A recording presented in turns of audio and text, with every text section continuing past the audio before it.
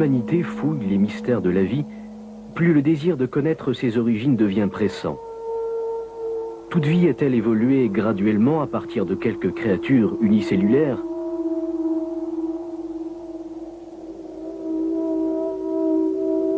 De lents processus et le hasard peuvent-ils créer de nouvelles espèces? Ou les données scientifiques sont-elles mieux en accord avec l'idée qu'un maître créateur a conçu les différentes espèces initiales d'animaux et les a destinées à se reproduire selon leur catégorie, mais avec un potentiel génétique programmé pour une grande variabilité grâce à une reproduction sélective à l'intérieur de chaque espèce? L'histoire des êtres vivants devrait-elle être représentée par un seul arbre évolutif qui partirait d'un seul ancêtre commun pour toute forme de vie?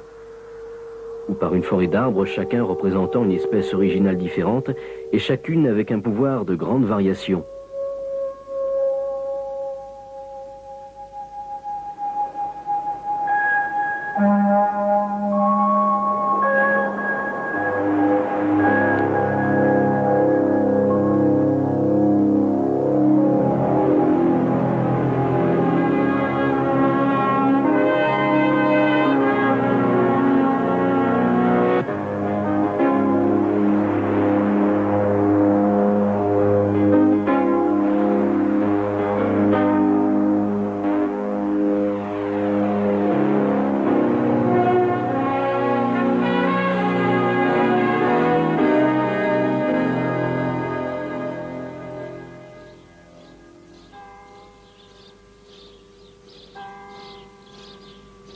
Dans le comté anglais du Kent se trouve le village endormi de Darn. Si aucun homme célèbre n'avait jamais vécu là, vous et moi n'en aurions probablement jamais entendu parler. Et le village aurait pu continuer à dormir entre ces vertes prairies et ces vieux arbres. Mais voici le manoir de Charles Darwin, aujourd'hui devenu un musée qui est dédié à l'homme et à son œuvre.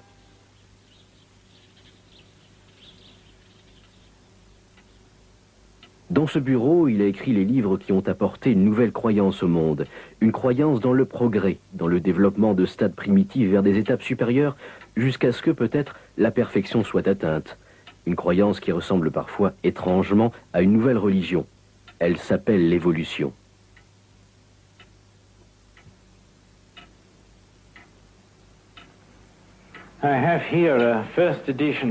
J'ai ici une copie de la première édition de l'origine des espèces de Charles Darwin, publiée en 1859. Le livre a provoqué beaucoup de remous dans le monde entier lors de sa parution. Mais qui était Charles Darwin? Charles Darwin était un gentleman anglais. Il avait été élevé à Édimbourg et y avait étudié la médecine pendant environ 2 ans. Ensuite, il était allé à Cambridge, où il avait étudié pour entrer dans les ordres et obtenu une maîtrise. Voyons maintenant ce que raconte son livre et pourquoi il a provoqué et provoque toujours de tels remous. Darwin essaya de prouver que la vie, c'est-à-dire les plantes et les animaux, subit de petites variations qui sont liées à l'environnement ou causées par lui, et que ces petits changements dans la biologie humaine, animale et végétale, sont héréditaires, c'est-à-dire, sommairement, si une girafe étire son cou, étire encore son cou, et l'étire toujours plus pour atteindre les feuilles les plus élevées des arbres, et si toutes les générations suivantes étirent leur cou pour atteindre la cime des arbres, alors le cou des girafes va devenir de plus en plus long jusqu'à ce que nous obtenions une girafe. Si je peux me permettre de l'expliquer encore plus clairement, je dirais que si le forgeron se sert de ses biceps pour frapper le fer chauffé dans la forge, à la longue, il aura de plus gros biceps. Darwin pensait que de tels changements étaient héréditaires. Donc, partout où existe la vie, vous la verrez s'adapter à l'environnement, et cette adaptation fera que la vie progressera tout droit jusqu'à l'homme. Lorsque Darwin était jeune homme, il n'est finalement pas entré dans les ordres, mais il s'est vu offrir un poste de naturaliste sur ce bateau. Voici un modèle réduit de ce bateau appelé le Beagle. Il fit le tour du monde pendant 5 ans sur ce bateau en y travaillant comme naturaliste. C'est là qu'il a trouvé de nombreuses preuves sur lesquelles il pensait pouvoir baser ses théories. En décembre 1831, le Beagle quitte le port de Plymouth. Après un voyage le long des côtes du Brésil et des autres pays de l'Amérique du Sud, le bateau atteint les îles Galapagos. Au cours de ce voyage, Darwin étudie la géologie du paysage. Chaque jour, il note tout soigneusement dans son journal. Au Galapagos, il fait une découverte intéressante. Il trouve différentes sortes de pinsons qui, sans aucun doute, appartenaient à l'origine à une seule espèce. Mais sur ces différentes îles, il s'était apparemment développé en diverses espèces. Ces variations au sein d'une espèce lui donnèrent de nouvelles idées passionnantes. S'il était possible à une espèce de pinson de développer des caractéristiques différentes, alors pourquoi ce développement ne pourrait-il pas aller plus loin?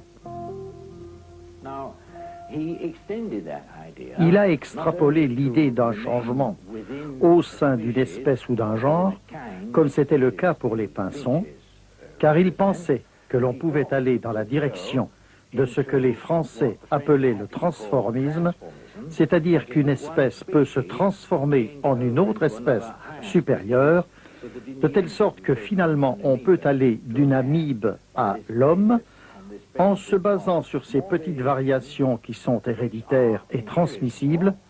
On finit par obtenir une évolution graduelle au fil des années, un grand nombre d'années, en partant des formes de vie les plus simples jusqu'aux formes supérieures et complexes, ce que nous, les humains, nous targuons d'être. Si vous écoutez des émissions radiophoniques ou lisez des livres sur ce sujet, vous verrez que les gens soutiennent, sur la base des idées de Darwin, telles qu'elles sont présentées de nos jours par le néo-darwinisme, que lorsque la vie apparaît, lorsqu'il y a de l'énergie et de la matière, alors celles-ci produiront la vie. Et cette matière, une fois qu'elle a produit la vie, évoluera d'elle-même automatiquement vers des formes supérieures de vie consciente, et cela se produira sur la base des théories de Darwin.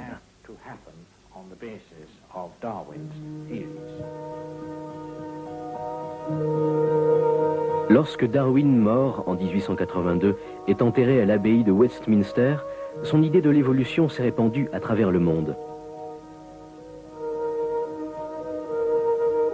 Dans une autre partie d'Europe, à Brno, en Tchécoslovaquie actuelle, un autre ecclésiastique est intéressé par la biologie. Depuis 1856, un moine d'un monastère augustin a fait de curieuses expériences. Son nom est Gregor Mendel. Gregor Mendel, bien que moine, fut le premier homme à fonder la science de l'hérédité sur une solide base mathématique. Comme cela est bien connu, il a travaillé sur les pois cultivés, les pois nains et leurs différentes couleurs, et il a montré que la distribution des caractères et leurs variations correspondaient à des lois mathématiques qui sont parfaitement bien définies. Si son œuvre n'avait pas été oubliée pendant pratiquement 50 ans, jusqu'au début du siècle, évidemment, elles avaient été publiées, mais dans une revue scientifique à faible tirage et personne ne l'avait remarqué, si son travail sur les mathématiques de l'hérédité avait été connu, cela aurait évité de nombreuses spéculations apparues plus tard sur l'origine des espèces.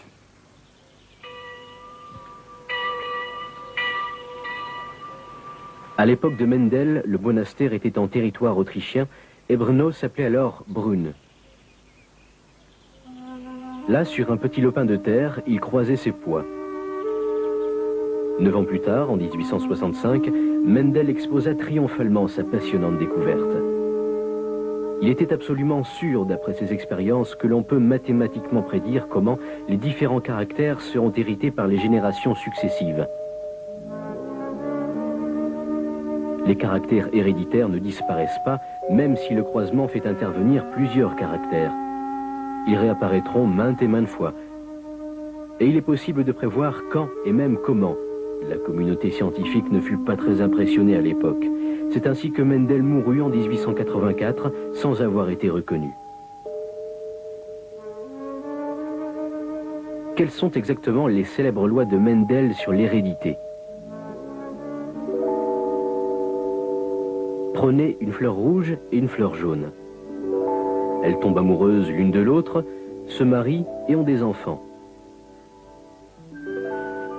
4 magnifiques fleurs rouges. Ces 4, à leur tour, ont aussi des enfants. 3 jolies fleurs rouges. Mais regardez, une fleur jaune, des parents parfaitement rouges et un enfant jaune. Comment est-ce possible? Observons les gènes pour trouver la solution. Chacun des grands-parents rouges et jaunes a 2 gènes de la même couleur. Leurs enfants héritent un gène de chaque parent et donc ils en ont un rouge et un jaune. Mais parce que le rouge est dominant, leur couleur est rouge. Et l'histoire continue. Ils ont aussi des enfants et à nouveau un gène de chaque parent est hérité. Vous obtenez alors des couples complètement rouges, des couples mixtes et des paires de gènes complètement jaunes. Et une fleur complètement jaune. En regardant les fleurs, nous voyons la vraie beauté. Des couleurs et des formes incroyables dessinent une mosaïque si merveilleuse que l'on peut s'empêcher de ressentir une profonde admiration pour la puissance créatrice et l'intelligence de celui qui a décidé, le 3e jour de la création, que cela serait ainsi.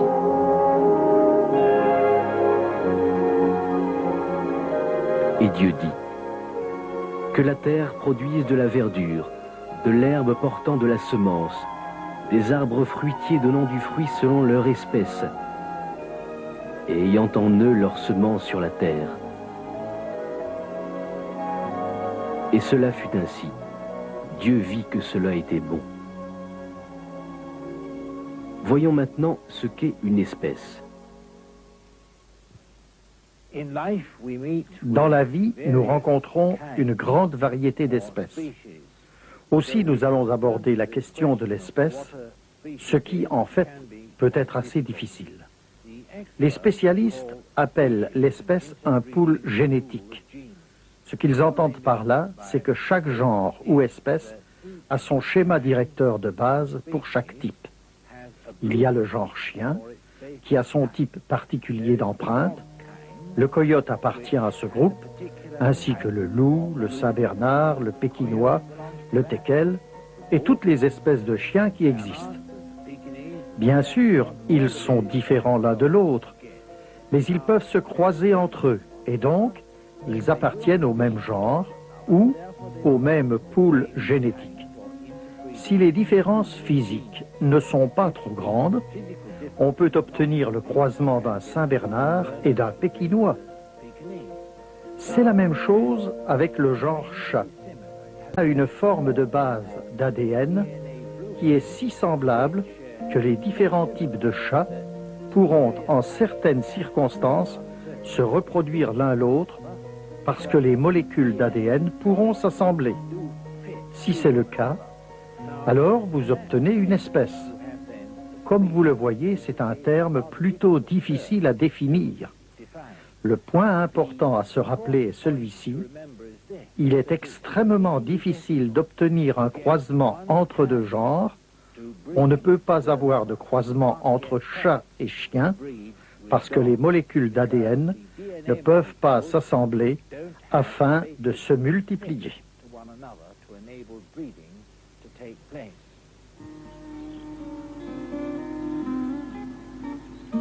Mais parfois, il se passe quelque chose dans les molécules d'ADN et des chromosomes. Une modification survient, c'est ce que nous appelons une mutation. En 1886, un Hollandais du nom d'Hugo de Vries découvre quelque chose de passionnant récoltant des fleurs sauvages. Il connaissait le notaire commune, mais là, il découvre des variétés inconnues de cette même famille. Il les ramène chez lui, il les multiplie et obtient des variétés complètement nouvelles. Il publie ses résultats en 1901 et 1903 sous le titre « Die Mutation Theory ». Pendant ces années, les résultats de l'œuvre de Mendel attirent l'attention publique mais paraissent rendre impossible la théorie darwinienne de l'évolution graduelle. Les mutations deviennent soudainement la nouvelle baguette magique du néo-darwinisme et permettent aux solides barrières entre les différentes espèces d'être franchies.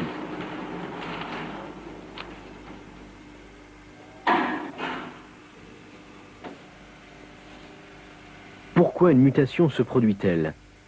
La radiation est une des réponses. Ici, par exemple, on crée de nouvelles variétés de Sympolia en se servant de rayons X afin de provoquer une mutation.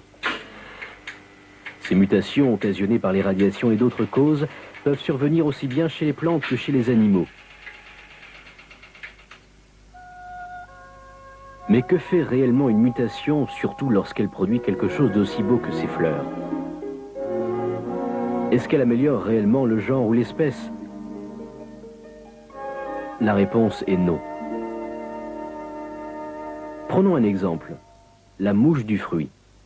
Le biologiste généticien hollandais Dr Willem Ouweneel nous explique.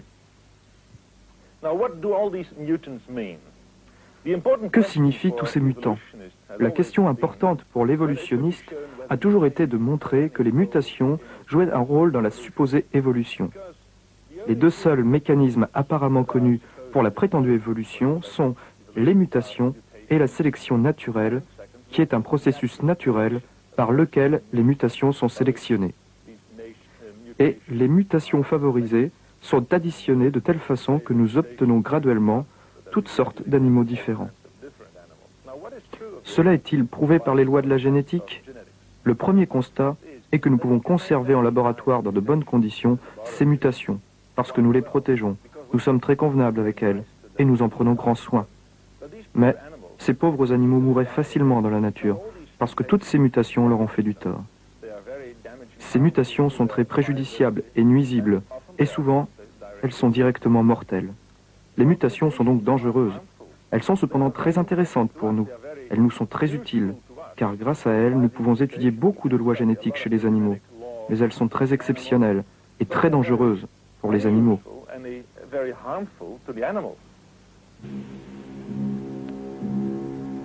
Les mutations dans la nature endommagent réellement les espèces et les affaiblissent. Dans notre contexte actuel de bombes atomiques et de centrales nucléaires, nous avons peur, et cela est compréhensible, des radiations et des mutations bizarres et des malformations qui peuvent en résulter.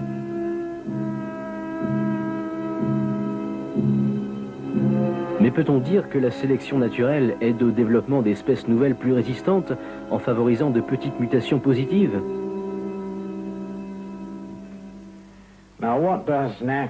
Que fait réellement la sélection naturelle? Prenons quelques exemples. Disons que nous avons un organisme qui subit un certain nombre de mutations et que 95% de ces mutations sont négatives, c'est-à-dire qu'elles sont une entrave pour l'organisme. La sélection naturelle retranchera certainement ces organismes au cours du temps, puisqu'ils sont moins adaptés à leur environnement. Si un homme a du diabète par perte d'information dans ses gènes, ou même par mutation, alors il sera moins performant que des personnes en bonne santé. La même chose s'applique dans le règne animal. Cela empêche certainement la variété ou l'espèce de se dégrader. Cela l'empêche de péricliter. D'un autre point de vue, nous pouvons dire que nous obtenons un organisme qui a une mutation d'1 ou 2% au-dessus de la moyenne, de telle sorte que ce soit une particularité avantageuse. Si un organisme possède une sorte d'avantage, il se met à développer un œil. Par exemple, un ver se met à développer un œil. Naturellement, un ver de terre n'a pas d'œil. Il a seulement une tache noire. Mais si ce ver se met à développer une rétine et toutes les structures en rapport, alors ce nouvel organisme, qui est à demi achevé et qui est issu d'une mutation positive, sera une entrave jusqu'à ce qu'il soit parfait. Ce que réalisent ensemble la sélection naturelle et une mutation, c'est d'empêcher la dérive vers le bas d'une espèce. Mais elles ne s'occuperont jamais d'aider une espèce à s'améliorer, parce que la sélection naturelle fera en sorte que des vers améliorés soit produit, mais empêchera la production de vers de terre qui sont, disons, à moitié serpents ou amphibiens, ou quelque chose comme cela, parce qu'ils auraient un handicap selon la théorie même de Darwin. Darwin pensait que la sélection naturelle, la lutte pour la survie et la survie du plus fort serait la cause d'une lente mais inexorable évolution d'une espèce vers une autre. De la matière inerte à des formes primitives de vie, de formes primitives de vie à des formes plus complexes, d'algues et d'amibes jusqu'aux primates et à l'homme. Mais Darwin s'était complètement trompé. La sélection naturelle elle-même empêche cela. La théorie tout entière est dépendante de l'idée que l'on n'obtiendra pas par hasard et tout de suite un nouvel organe complet, c'est-à-dire une macro-mutation, mais que l'on aura des petits changements. Ces petits changements vers quelque chose de meilleur seront un inconvénient pour l'espèce jusqu'à ce qu'ils soient achevés. Et comme ils ne sont jamais achevés, la sélection naturelle empêche l'amélioration autant que la dérive vers le bas. Et comme c'est le cas, nous nous rendons compte du fait que les espèces humaines, animales et végétales sont demeurées constantes tout au long des années par ce mécanisme de feedback, rétroaction, que Darwin avait correctement présenté. Ce qu'il n'avait pas vu, c'est que cela empêche une dérive, une lente dérive vers le haut, aussi efficacement qu'il empêche une lente dérive vers le bas.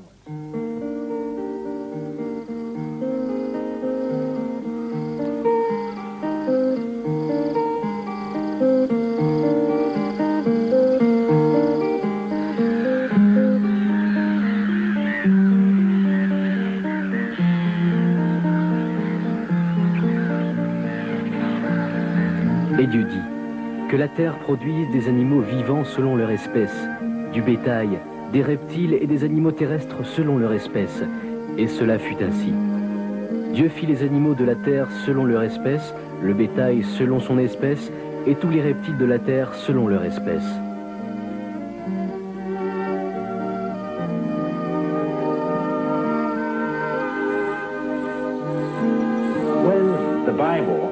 Lorsque la Bible dit que Dieu fit les animaux, l'homme et les plantes selon leur espèce, pour se multiplier selon leur espèce, nous découvrons une vérité scientifique absolument fondamentale qui est aujourd'hui aussi vraie que lorsque Moïse l'écrivit.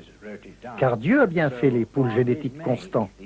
Il peut y avoir des variations internes, mais on ne peut pas franchir les frontières de ces groupes. On peut avoir des variations internes, mais pas externes.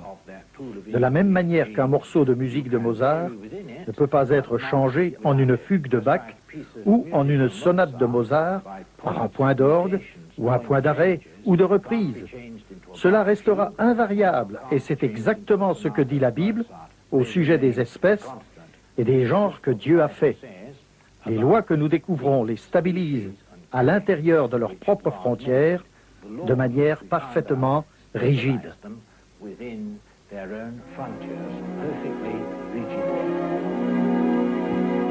Nous voyons donc que les lois et les découvertes de la génétique fournissent un puissant soutien à la création. Il est aussi important de noter que les fossiles sont en accord avec ces découvertes. En fait, Darwin avait considéré que la preuve des fossiles était peut-être la plus sérieuse objection à la théorie de l'évolution.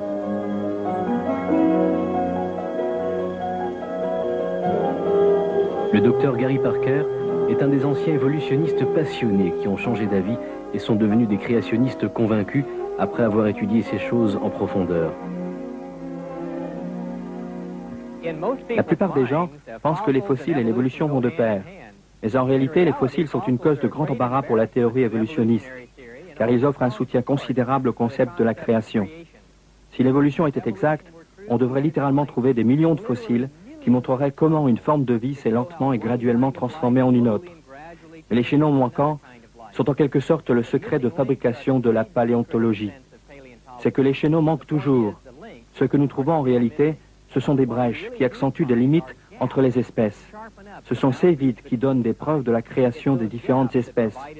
En fait, Il y a des vides entre chacun des principaux genres de plantes et d'animaux. Il manque des formes transitoires par millions. Ce que nous trouvons, ce sont des genres distincts et complexes qui nous orientent vers la création.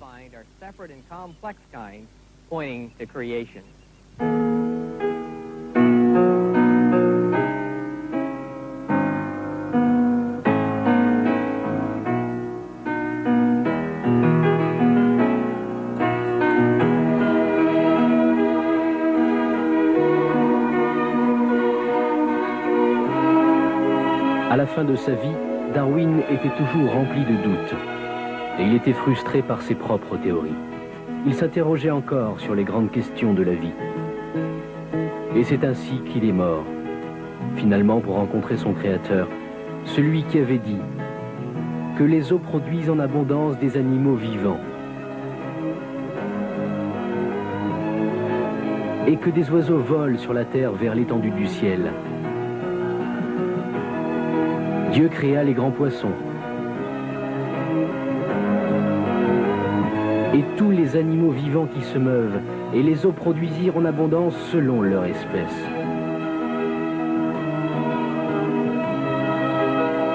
Il créa aussi tout oiseau ailé selon son espèce. Dieu vit que cela était bon.